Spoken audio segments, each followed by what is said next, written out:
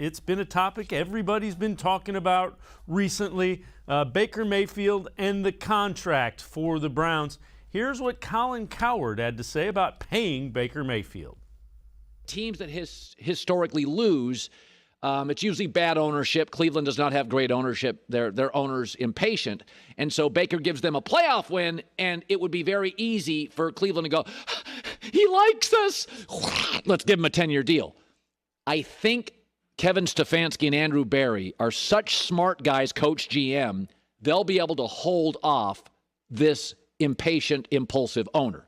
All you got to do is hold him off for a year. Because Baker last year, the number one running game and the number one offensive line and the head coach of the year, he had 26 TDs, 8 picks, 3,500 yards, completed 63% of his throws. It was okay. Wasn't like his first year. It was okay.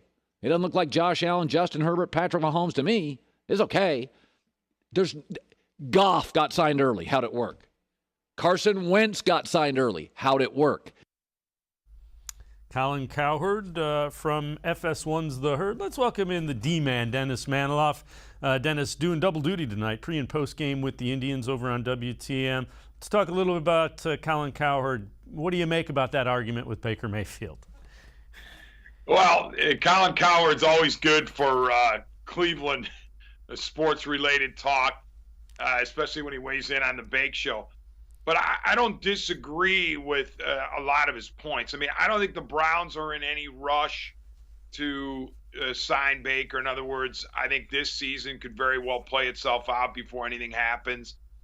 I don't think Mayfield and his reps are in any rush necessarily. I've talked about this with you on previous shows, Dave. I think the agents of Baker or his representatives, as well as those of Josh Allen of the Bills and Lamar Jackson of the Ravens, are all looking at each other going, all right, who's going to sign first? Who's going to sign the extension first? Because invariably, the first guy gets the least amount. So, they're all kind of playing a game of chicken, if you will, waiting to see what's going to happen. And, I saw Pro Football Focus, which is gospel for the Browns, and, they had projected what the three guys were going to get. 4 years at 160, anywhere from 160 to 163 or 4. I'm not so sure it's going to be that tightly bunched amongst the three. I'm wondering if one of them is going to get a significant amount more, and that's why they're all waiting on each other to go first.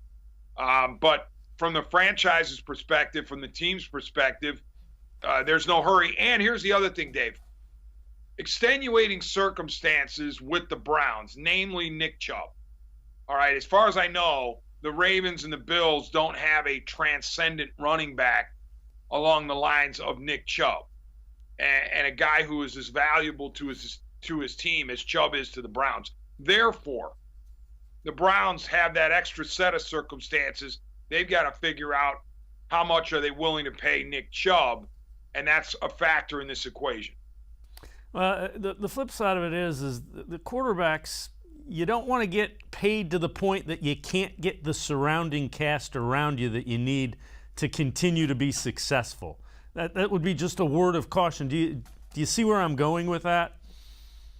Absolutely. And the fact is that Chubb is part of that supporting cast. He is one of the reasons why Baker Mayfield had such a productive 2020. The running game led by Chubb, and of course Kareem Hunt helped out too, but that running game was important. I wouldn't say that Baker Mayfield, his success hinged on the running game, because that would be, saying that he's not quite as good as his numbers last year, and I don't want to cheat him out of that. But he definitely benefited, and that's where you hear Cowherd talking about the line being good, the running game being good, the coaching staff being competent. Yeah, they all help Baker, and that's why if I'm the Browns, I am willing to wait and see for a little while longer, because I know I'm going to have to pay Baker anyway. I'd be willing to pay him more if I saw him perform spectacularly well in 2021.